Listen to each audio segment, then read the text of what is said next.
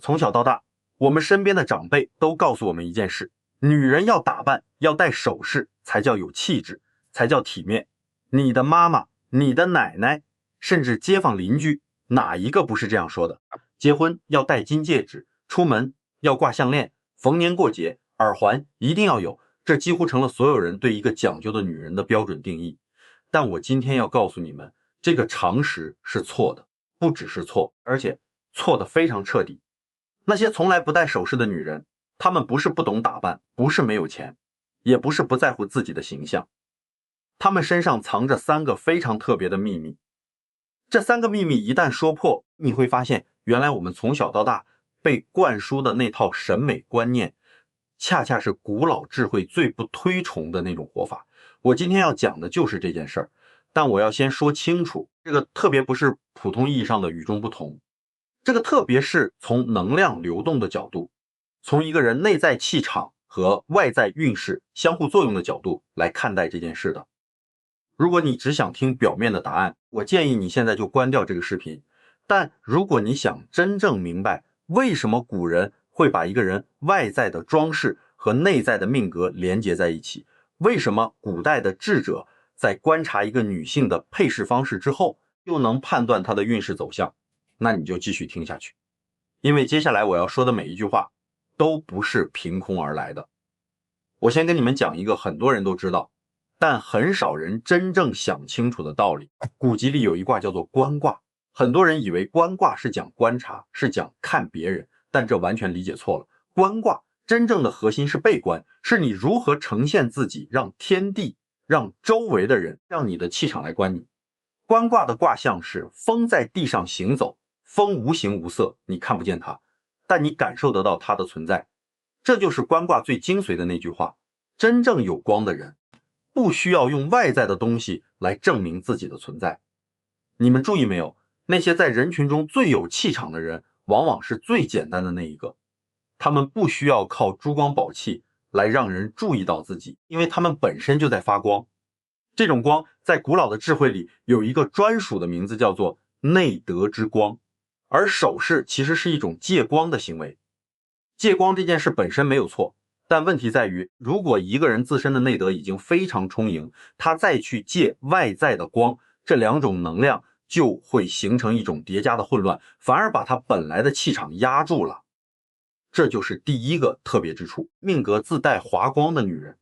不戴首饰是有原因的，那是因为首饰对她来说不是加分，而是一种干扰。现在我要从能量结构的角度来谈这件事，你们才能真正明白这里面的机制。在传统命理学里有一种格局，它代表一个人的表达能力、创造力和自我展现的能量，同时又代表这个人在现实世界中的成就和资源。当这2种能量形成良性的流通关系，这种女性往往具有一种天然的吸引力，不是靠外貌，不是靠打扮，而是靠她整个人散发出来的那种自然之气。这种格局的女人，你让她去堆叠首饰，反而是一种麻烦。为什么？因为在能量学里，五行是有对应的，大多数的首饰，特别是金属类的首饰，都属于金的能量。当一个人的八字里金的能量已经非常强盛，或者说他本身的气场非常旺，再额外加载金的能量，就会出现一种能量上的堵塞。本来流通的气场因为金气过重开始变得凝滞。凝滞的意思是什么？就是运气开始走不动了。你们不要以为这是迷信，古代的智者在给人看相的时候，第一件事就是观察这个人的配饰，不是看值多少钱，而是看配饰的材质、重量、数量，对应到这个人的五行命格，判断这些外在的东西到底是在帮他还是在耗他。这是非常精细的学问，但一般的女性不会懂这些，她们只是凭本能。有些女人天生就对首饰没有什么兴趣，拿到了也不爱戴，戴上去就觉得浑身不自在。这种本能其实是她的身体在告诉她，这个东西的能量跟你不合。人的身体是非常诚实的，比你的头脑诚实的多。我接触过很多这样的女性，她们来问我，我就是不喜欢戴首饰，这样会不会不好？我妈妈一直说我太随便，不像一个有女人味的人。每次听到这个问题，我都会很认真地告诉他们，你的感受比你妈妈的观念更接近真相。好，讲完了第一个特别，我现在要来讲第二个。但在这之前，我要先跟你们说一件事，这件事你们可能没有听过，但它非常重要。古老的智慧里有一个概念叫做小天地。什么是小天地？就是宇宙万物，每一个单位都是一个完整的天地，大到一个星系，小到一颗细胞，都是一个完整的天地系统。而人作为天地之间最灵的存在，每一个人本身就是一个高度精密的小天地。这个小天地有自己的运行节律，自己的气场范围，自己的能量边界。当外来的物质进入这个小天地的范围，就会对这个系统产生影响。影响是好是坏，取决于这个外来物质的五行属性跟你的小天地系统是否相合。这就带出了第二个，特别有些女人不戴首饰，不是因为她没有华光，也不是因为她不在乎，而是因为她对外来能量极度敏感，她的小天地系统比一般人更精密，也更容易受到干扰。这种敏感体质在命理上有一个特征，这类女性的能量结构往往内部的能量关系非常复杂，有很多的冲合交织，这代表她本身的能量系统就已经在处理很多内部的信息交换。如果这时候再从外部加入金属材质的首饰，等于是在一个已经很忙碌的电路板上又多接了一条线。结果是什么？过载。不是说会出什么大事，而是这个人会莫名其妙地感到疲惫、烦躁、心神不宁。很多女性有这种经验，买了一条很贵的项链，戴了几天之后就觉得哪里怪怪的，睡眠质量变差，或者脾气变得不好，但她自己说不清楚是什么原因，把项链摘掉，一切就恢复正常了。这不是巧合，这是小天地系统在做自我保护。讲到这里，我要从环境能量的角度再进一步说明。环境能量不只是讲房子、讲地理，它的本质是讲气的流动，而气的流动不只存在于空间里，也存在于人体里。在传统的身体理论中，人体的经络就是气流动的通道，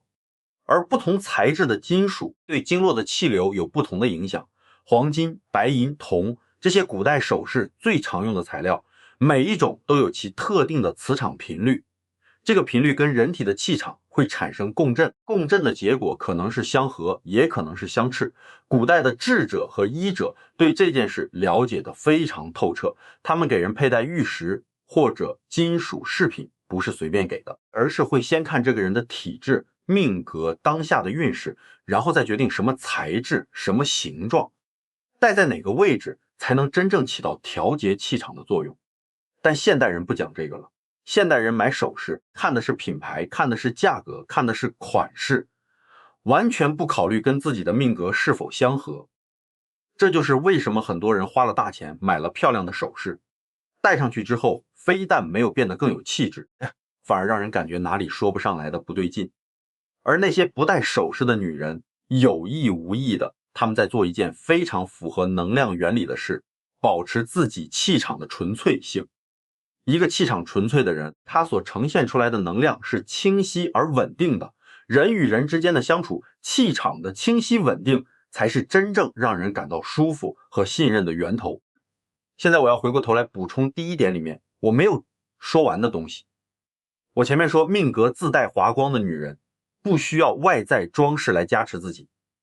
但这个华光有一个更深的层次，我当时没有展开，现在来说，这个更深的层次跟牵卦有关。牵卦是64卦里面非常特殊的一卦，其他的卦无论是好卦还是坏卦都有吉有凶，都有利有弊，但牵卦是唯一一卦，每一个爻都是吉的。牵卦为什么能做到这一点？因为牵卦讲的是山在地下，一座高山把自己藏在地面以下，不显山露水，不张扬，不刻意让人看见自己的高大。但正因为如此，这座山的内在积蓄了无穷无尽的能量。真正有实力的人不需要外在的东西来证明自己。这句话听起来很简单，但真正做到的人非常少，因为绝大多数的人都活在别人的眼光里，他们需要通过外在的展示，名牌的包包、昂贵的首饰、奢华的打扮来告诉别人，你看我是有价值的人。这种行为在古老智慧的角度来看，是一种过于用力，试图用力量去压制环境的特征，但往往反而造成对立和消耗。而牵挂的女人呢，她根本不在乎这些，她不在乎不是因为她自卑，而恰恰是因为她太清楚自己的价值了，清楚到她根本不需要任何外在的东西来为自己背书。这种清醒，这种笃定，又是我说的命格华光的另一个维度，不只是命格上的先天优势，更是一种通过岁月磨砺之后对自我价值的彻底认知和接受。你有没有遇到过这样的女人？她可能穿着非常朴素，手上什么都没戴，脖子上什么都没有，耳朵上什么都没挂，但当她走进一个房间，整个空间的气场会微微的改变，不是因为她高调，而是因为她实在太实了。那种实是千锤百炼之后才会有的东西。你见到她，你不会注意她带了什么，你只会注意她这个人，这才是真正的气场。在古老智慧里叫做忠服，内心的诚信充盈到了极致，自然就有一种让人信服的力量，不需要任何多余的装饰。我现在来讲第三个特别，这个特别可能是最让你们意想不到的，因为这个特别跟一个女人正在经历的蜕变有关。古老智慧里有一卦叫做革卦，革就是革命的革，变革的革，但革卦讲的不只是社会的变革，它更深刻的含义是一个生命系统内部的彻底更新。革卦的卦辞说，变革不是随时都可以进行的，它需要等到合适的时机，等到时机成熟的时候才能真正启动。而一旦启动，就必须彻底，不能犹豫，不能回头，不能留恋过去的东西。什么叫做彻底？就是把所有属于旧系统的东西全部放下。你们知道蛇为什么要蜕皮吗？不是因为旧皮破损了，而是因为蛇要继续生长，旧皮的空间已经容纳不下它了。蜕皮的过程对蛇来说是非常脆弱的时期，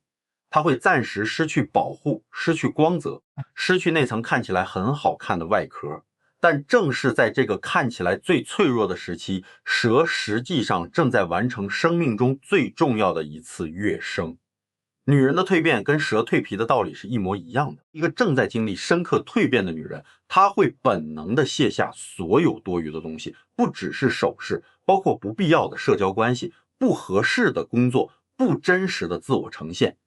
她会变得非常素，朴素的素，真实的素。这个素不是落魄，而是归零。革卦之所以了不起，是因为他知道真正的新生必须先经历一段什么都不是的状态。在这个状态里，过去的自己已经不在，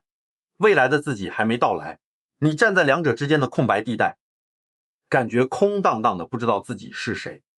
这个时候的女人，如果还在用首饰、用名牌、用外在的标签来定义自己，她就没有真正开始蜕变。但如果她已经放下了这些，素着脸、素着手、素着整个人去面对自己，那恭喜她，她正在经历一次真正意义上的革卦时刻。我在这里讲一个非常有意思的对比，64卦里革卦的下一卦是鼎卦。鼎是古代用来烹煮祭祀用品的容器，是非常神圣的东西。革卦讲的是打破旧有，鼎卦讲的是建立新的秩序和格局。革与鼎是一套完整的生命周期，先革后鼎，先彻底清空，再建立更高层次的自己。那些经历过革卦时期的女人走出来之后是什么样子的？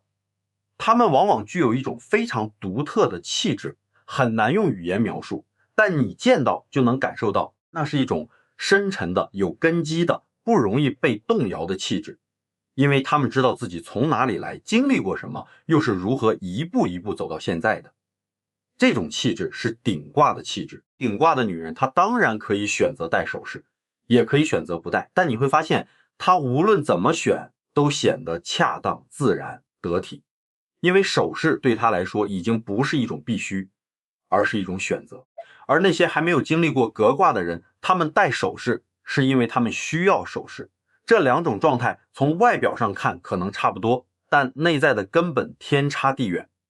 讲到这里，我想再从能量周期的角度来谈一谈革卦时期的女人在能量结构上有什么共同的特征。当一个人正在经历大运或者流年的重大转换，也就是命理上说的运势的根本性改变，这个时期他的整个状态会跟平时很不一样。有一种情况叫做大运换根，就是当一个人从一段大运走向另一段大运的交接点上，这个交接的时间往往是3到5年。在这3到5年里，旧有的运势格局正在瓦解，新的格局还没有完全建立起来。这个时期在命理上有一个说法叫做脱气儿期。脱气期里什么样的行为是对的？减不是加。在脱气期里，你加的越多，反而越混乱，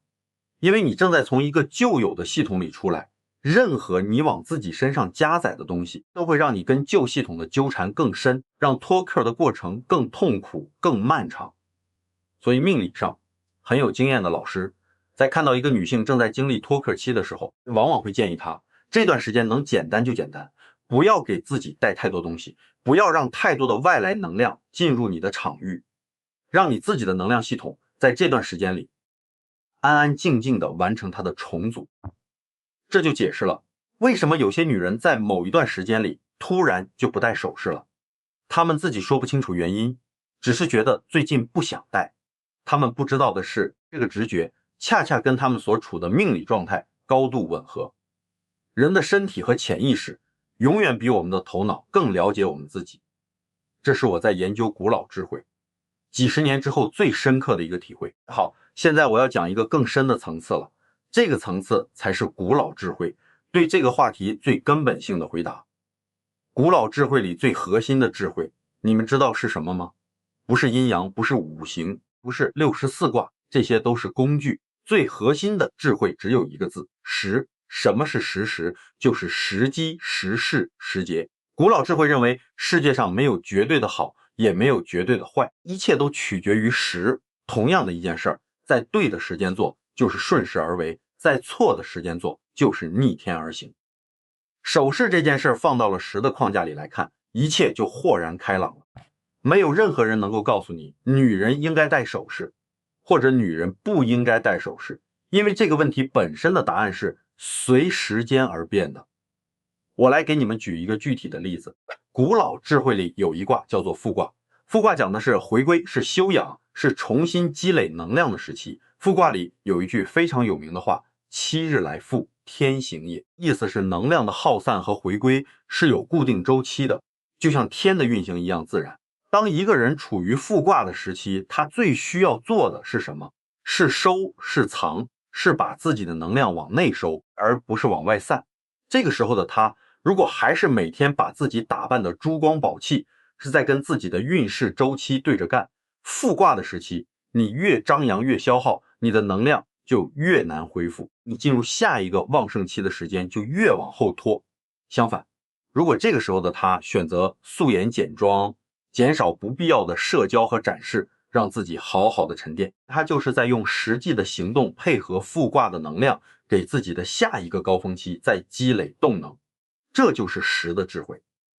反过来，当一个人处于乾卦的时期，也就是运势正处于上升冲盛的阶段，这时候适度的修饰和展示就完全没有问题，甚至是应该的。乾卦讲的是潜龙勿用，见龙在田，飞龙在天这几个阶段。当一个女人的运势走到飞龙在天的阶段，这时候她本身的能量场已经足够强盛，外在的配饰对她来说只是锦上添花，不会形成干扰，也不会形成压制。但问题是，大多数的人终其一生都处于潜龙或者见龙的阶段，真正走到飞龙的非常少。所以对于绝大多数的人来说，简比繁更符合自己真实的命理状态。这是实话，可能很多人不爱听，但这是实话。我经常会被问到一个问题，那我们要怎么知道自己现在处于哪个阶段？应该戴还是不戴？这个问题其实是在问一个更大的问题，我怎么了解我自己的命理状态？这个问题没有一个简单的答案，因为每个人的能量结构都不同，大运流年的走势也各有千秋。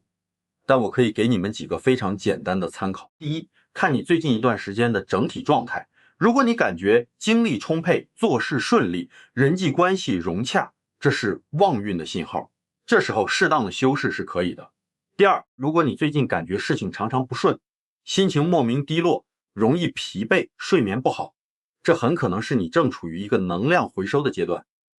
这时候越简单越好，给自己一个放下的机会。第三，最重要的一点，听你的身体。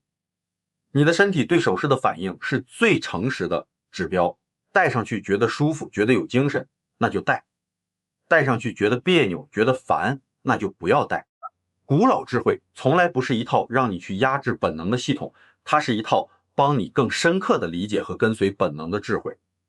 讲到这里，我要跟你们说一件很有意思的事，这件事跟历史有关。在历史上有很多女性因为不戴或者少戴首饰而被世俗议论，觉得她怪不讲究，失了体统。但如果你仔细去研究这些女性，你会发现她们往往是各自时代里最有能量、最有格局、最有影响力的女人。这不是巧合。一个人内在的能量场跟他外在的展示欲望是成反比的，这个规律在历史上一遍遍地验证。真正的高人从不张扬。古老的智慧里有一句话，知道自己足够了才是真正的富有。而一个天天觉得自己需要更多装饰、更多珠宝、更多外在附加物来证明自己价值的人，恰恰是因为他内心深处知道他还没有。我无意评判任何人，每个人有每个人的选择，每个人有每个人的人生阶段，戴首饰完全没有错。但我希望你们去思考一件事，你戴首饰是因为你想戴，还是因为你觉得你需要戴？这两者之间有天壤之别。我现在来做一个在很多人看来意想不到的延伸。我要从符号学的角度来看首饰这个符号本身的深层含义。首饰古代叫做身外之物，身外之物这4个字大家听得太习惯了，以为只是在说这些东西不重要，但身外之物真正的含义是在提醒你，这些东西是在你的身体之外的，不属于你的本质，不属于你的道。